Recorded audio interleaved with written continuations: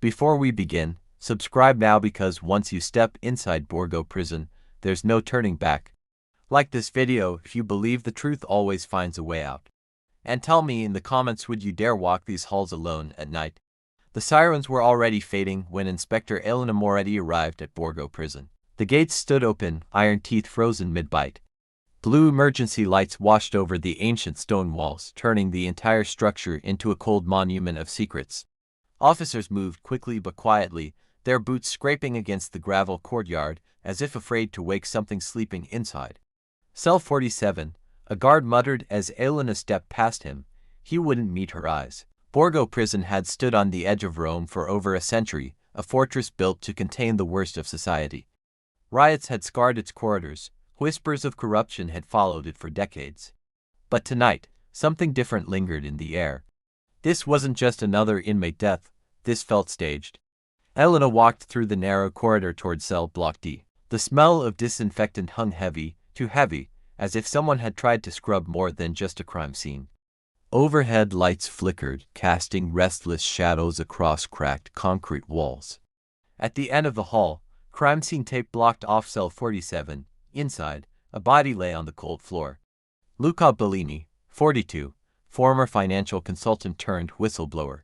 He had been transferred to Borgo 3 weeks earlier under protective custody. Officially, he was awaiting testimony in a multinational fraud investigation involving high-ranking officials and corporate executives across Europe. Now, he was dead. Elena stepped inside the cell slowly. There were no visible signs of a struggle. No overturned furniture. No defensive wounds that she could see. Bellini lay on his side, eyes half open, expression frozen somewhere between shock and resignation. "What's the cause?" Elena asked. "Preliminary says cardiac arrest," replied Officer Ricci. But what?" Ricci hesitated.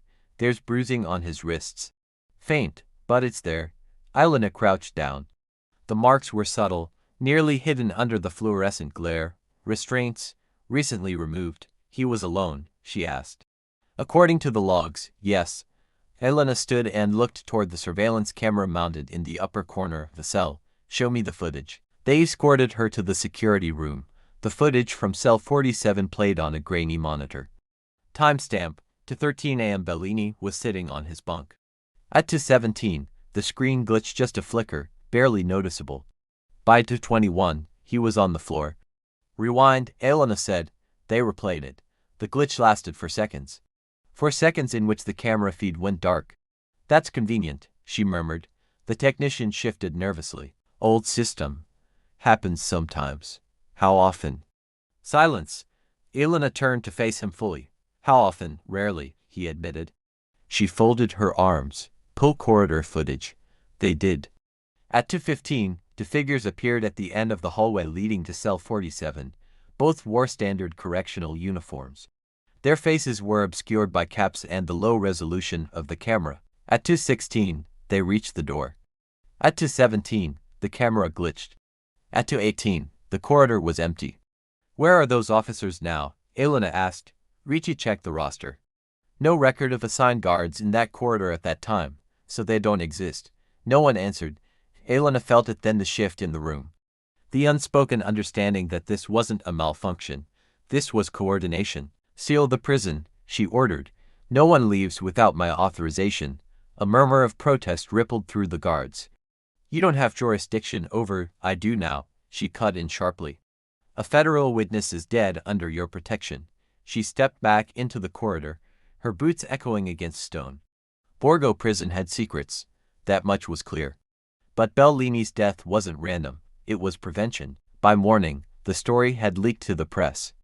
Whistleblower found dead in Italian prison. International outlets picked it up within hours.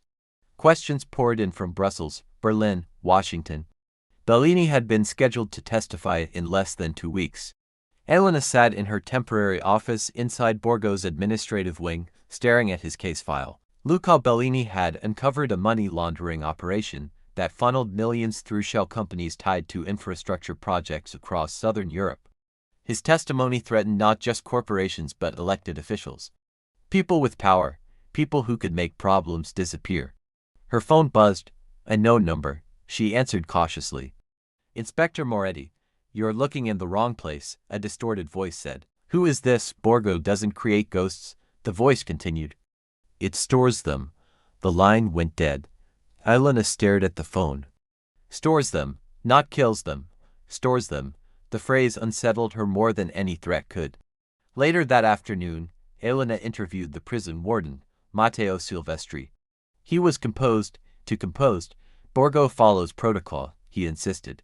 "Bellini was safe here." "He's dead," Elena replied evenly. "Medical event." With bruising on his wrists, Silvestri's jaw tightened. Inmates panic. He wasn't panicking on the footage. Silvestri leaned forward slightly. "Inspector, Borgo houses dangerous individuals. Sometimes the safest place for sensitive inmates is isolation." "Isolation from who?" Silvestri didn't answer. Instead, he slid a folder across the desk. "Bellini requested a meeting 3 days ago," he said, "with someone outside the prison." Elena opened the file. The visitor's name had been redacted. "Who was he meeting?" she asked. "Security clearance denied," Silvestri replied. "Denied by whom?" Another pause. "Ministry directive, of course." Elena stood slowly. If that meeting was denied, how did two unidentified officers access his cell at 2:16 a.m.? Silvestri's eyes flickered just slightly. "I'll look into it," he said. It wasn't reassurance, it was dismissal. That evening, Elena returned to cell 47 alone. The prison felt different after dark. Quieter, heavier. She stepped inside and examined the walls more closely. Scratches near the lower bunk caught her attention. Not random scratches, letters, carved faintly into the paint. She knelt down and ran her fingers over them. "Non sono solo." "I am not alone." Her pulse quickened. Bellini had been trying to send a message, but to who, and about what? Elena stood and scanned the ceiling. The surveillance camera blinked red. Watching, always watching. She stepped closer to the wall beneath it and noticed something unusual: tiny holes drilled near the baseboard. Not part of the original structure. She crouched again and peered inside. Wires, modern, recently installed. Secretly. And if Bellini had discovered that? Her phone vibrated again. This time, it was Officer Ricci. "Inspector, you need to come to the lower storage level, now." She didn't ask questions. The lower level of Borgo hadn't been used in years, according to official records. But when Elena arrived, she saw fresh footprints in the dust. Ricci stood near a heavy metal door at the end of the corridor. "It was locked," he said, "but the lock's been replaced recently." Elena felt her heartbeat in her throat. "Open it." Ricci hesitated only a second before turning the key. The door creaked open slowly. Inside, the room was illuminated by a single hanging bulb. Rows of filing cabinets lined the walls, not prison records. External files, photographs, audio transcripts, video logs. Names she recognized: politicians, journalists, corporate executives, all labeled, all categorized. And in the center of the room, a large digital archive server hummed quietly. "This isn't prison documentation," Ricci whispered. Elena stepped forward and picked up a file from the nearest cabinet. "Luca Bellini." Inside were transcripts of private conversations he'd had with his lawyer. Phone calls that should have been protected. Meetings that should have been confidential. Everything recorded. Everything stored. Borgo Prison wasn't just a detention facility. It was a surveillance vault. A blackmail archive. A place where secrets were collected and weaponized. And then she saw it. A second file on Bellini, stamped in red, "Release pending." Her blood ran cold. Release. Bellini wasn't supposed to die. He was supposed to be used, but something had changed. Something urgent enough to override the plan. Footsteps echoed behind them in the corridor, heavy, deliberate. Elena turned slowly toward the doorway. A shadow stretched across the floor before the figure appeared. Warden Silvestri, but he wasn't alone. Two men in dark suits stood behind him, faces expressionless. "You weren't meant to find this," Silvestri said quietly. Elena's hand tightened around the file. "Who are they?" she demanded. Silvestri didn't answer. One of the suited men stepped forward. "You've stepped into a matter beyond your clearance, Inspector," he said calmly. Elena held her ground. "A federal witness is dead." "That makes it my matter." The man's expression didn't change. "Borgo protects national stability," he replied. "Sometimes stability requires silence." Ricci shifted beside her. Elena's mind raced. Bellini had uncovered corruption. Borgo had recorded powerful individuals. Someone had decided the archive was more valuable than a living witness. And now, she was standing in the center of it. The suited man gestured subtly toward the server. "You can walk away," he said. "Or you can become part of the archive." The threat was clear. Elena felt the weight of every eye in the room. If she backed down, Bellini's death would become a footnote. If she didn't, her gaze flicked to the server, then back to the men. "You're too late," she said, bluffing. "The data's already been copied." A flicker of uncertainty crossed Silvestri's face. It was small, but it was enough, because in that moment, Elena realized something far more terrifying than a cover-up. Borgo Prison wasn't hiding crimes, it was collecting leverage. And Luca Bellini hadn't been killed to silence him. He had been killed because he tried to expose what was hidden within these walls. But as the suited men stepped closer, one question burned in her mind. If Borgo was storing secrets from powerful people across Europe, who was controlling Borgo, and what would they do now that she knew? The hanging bulb flickered violently above them. And somewhere deep inside the prison, a door slammed shut. By the time the door slammed shut behind them, Elena Moretti knew she was no longer an investigator, she was evidence. The two men in dark suits escorted her and Officer Ricci out of the lower storage level without raising their voices or touching their weapons. They didn't need to. The message was clear. Resistance here would be quiet, final, and easily explained away. They stopped in a narrow administrative corridor where the walls were lined with faded photographs of former wardens, men who had overseen Borgo Prison through wars, riots, and scandals that never fully surfaced. Warden Silvestri turned to Elena, his voice low. "You should go home, Inspector. Take a leave. Let this matter be handled appropriately." Elena stared at him. "Appropriately is how Bellini ended up dead." One of the suited men smiled faintly. "Bellini ended up inconvenient." Ricci shifted beside her, fists clenched. Elena felt the tension in him, the quiet panic of a man realizing he had seen something he could never unsee. "Inspector," the man continued, "you've built a respectable career. Don't let curiosity erase it." Elena met his gaze. "Curiosity is my job." The smile vanished. They let her go, but only just. No arrest, no paperwork. Just an unspoken understanding that every step she took from now on would be watched. That night, Elena didn't go home. She drove instead to a small apartment on the outskirts of Rome, one she hadn't used in years. It was registered under her sister's name, a precaution she'd taken after an earlier case involving organized crime. She shut off her phone, removed the battery, and sat in the dark listening to the hum of the city outside. Bellini hadn't been killed in a moment of rage or fear. He had been executed with precision. And the archive she'd seen beneath Borgo Prison wasn't a side operation, it was the core. She replayed the words from the anonymous call in her head.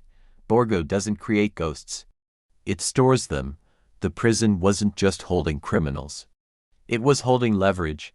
Elena powered up a burner laptop and accessed a secure network she'd used during a joint investigation years earlier. She sent a single message to a contact she trusted beyond procedure. "I need everything you have on Borgo Prison, off the record."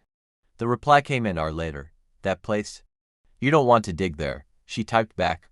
"I already did." By morning, the pressure began. 2 missed calls from the Ministry of Justice, 1 from Internal Affairs.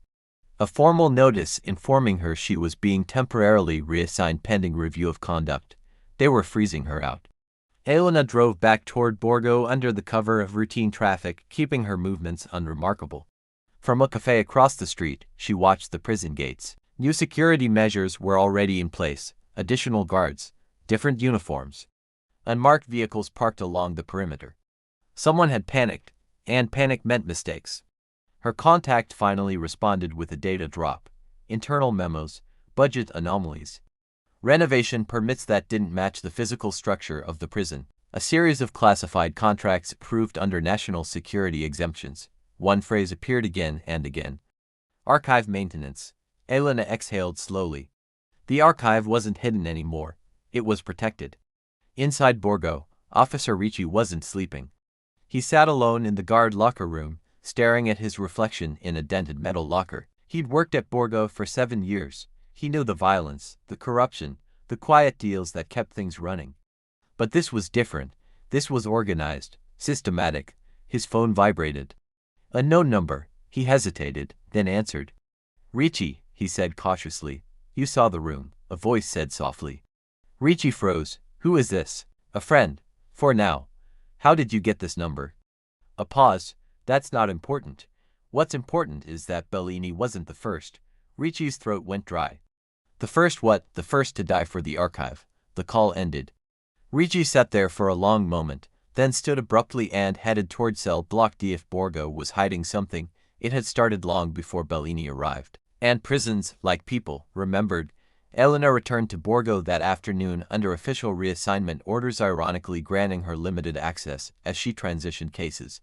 Silvestri met her at the entrance, his expression carefully neutral. You're pushing this, he warned quietly as they walked. There are forces you don't understand. I understand fear, Elena replied. I see it every day. They passed through the administrative wing toward the older sections of the prison, areas officially listed as decommissioned.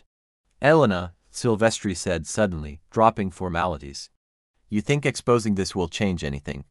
Borgo exists because people like you need it to. She stopped walking. People like me don't need blackmail vaults, she said. They need truth. Silvestri didn't answer. In the decommissioned wing, Elena found what she'd suspected. Cells that were never locked, rooms without numbers. Walls thickened with additional concrete to block sound.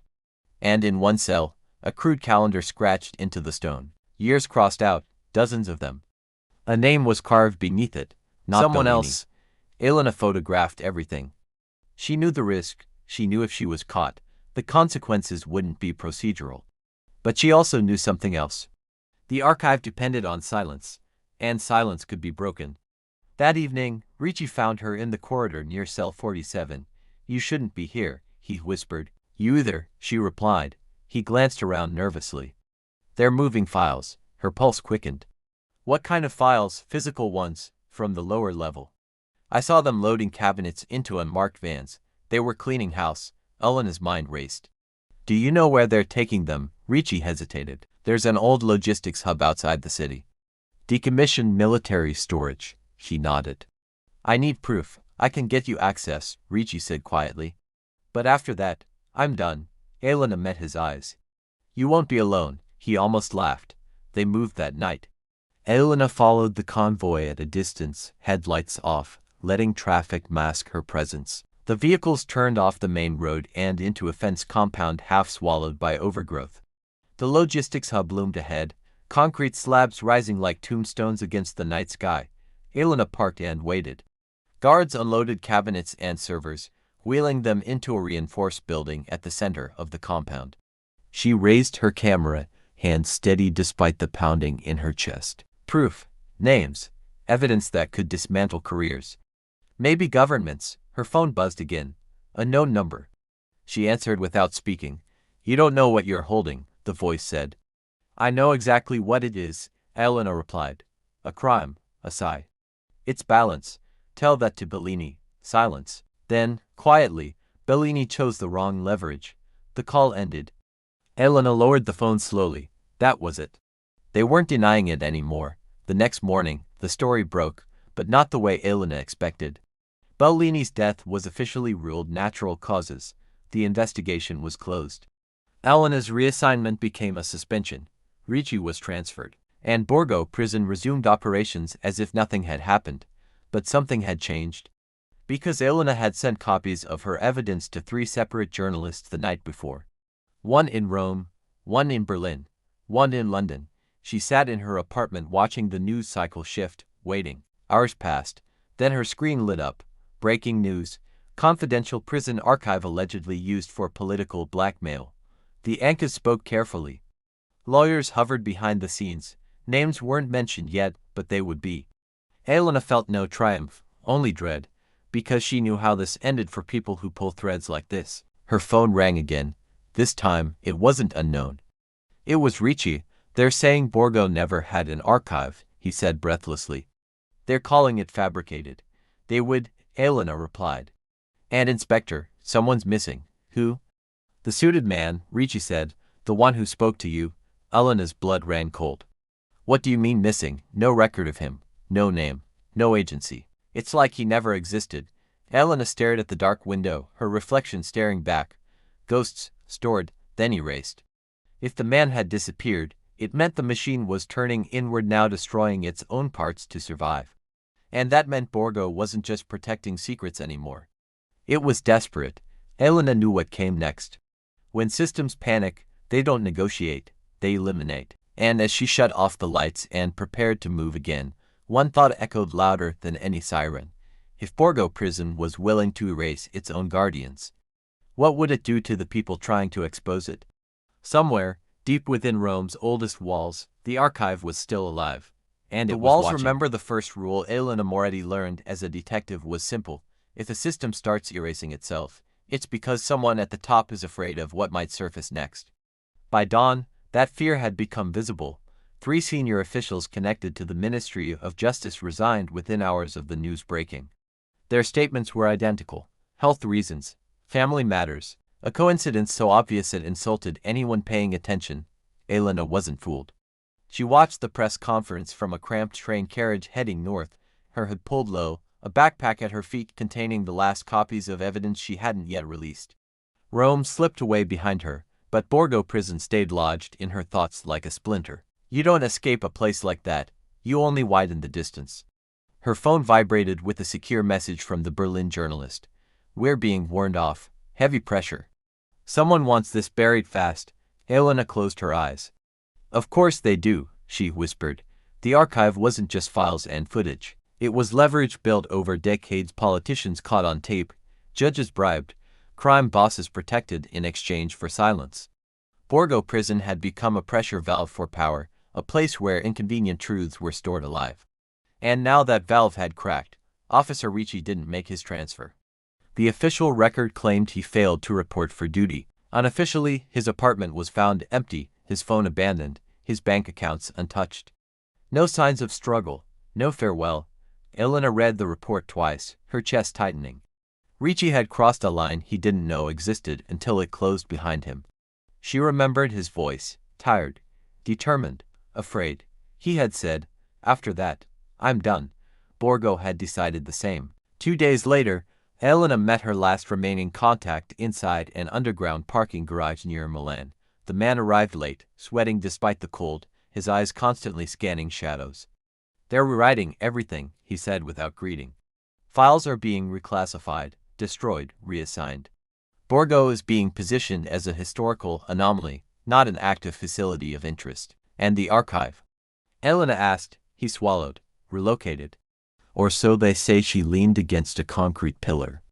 You don't believe that? No, he said quietly. I think they're shrinking it, shrinking.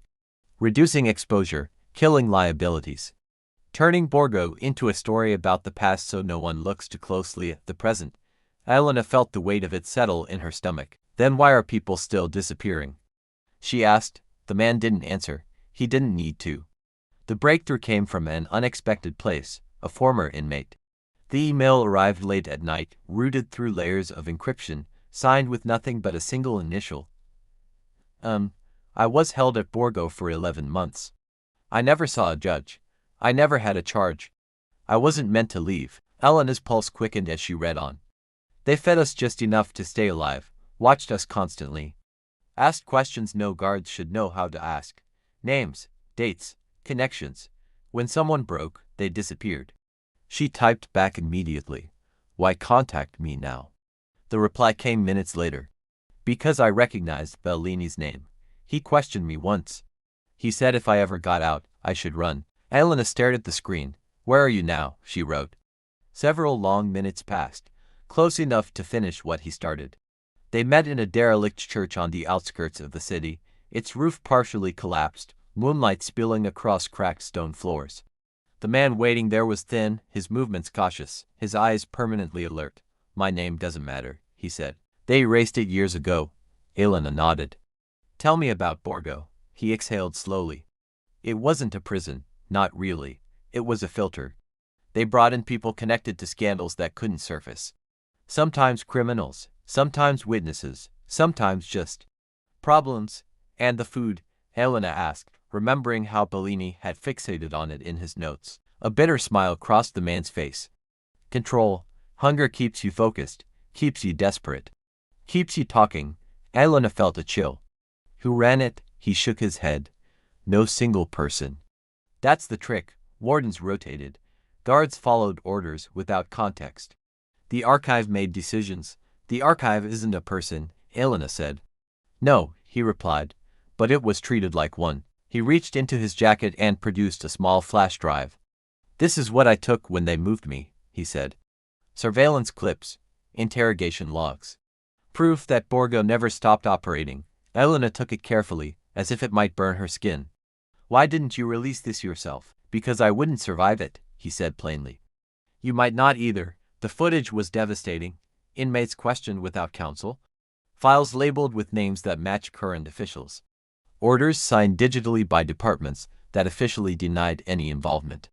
And then, buried deep within the metadata, a timestamp that made Elena's breath catch. The archive had been accessed that morning.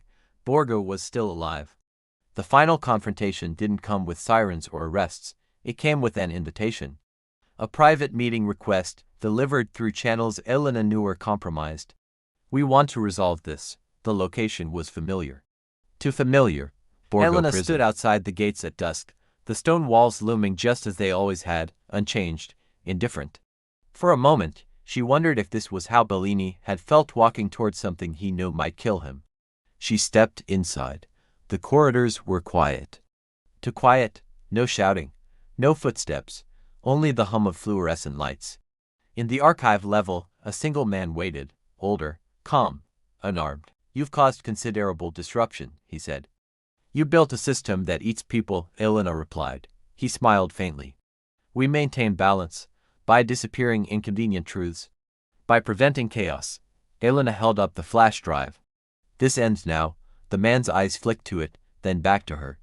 You think exposure destroys power, it just changes its shape. Behind him, screens flickered to life, live feeds, newsrooms, courtrooms, government buildings.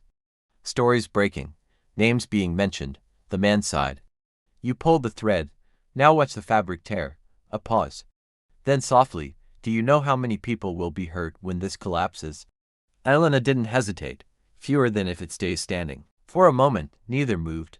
Then alarms began to sound, real ones this time. Sirens, shouting, chaos. The man backed away. Borgo was never the monster, he said. It was the mirror. He disappeared through a side door as guards flooded the corridor. Elena stood alone, the weight of it crashing down around her. The fallout was global. Investigations launched. Arrests made, denials issued, entire departments dissolved. Borgo Prison was officially closed within a week. The archive was declared destroyed. Elena testified. She vanished from public view soon after.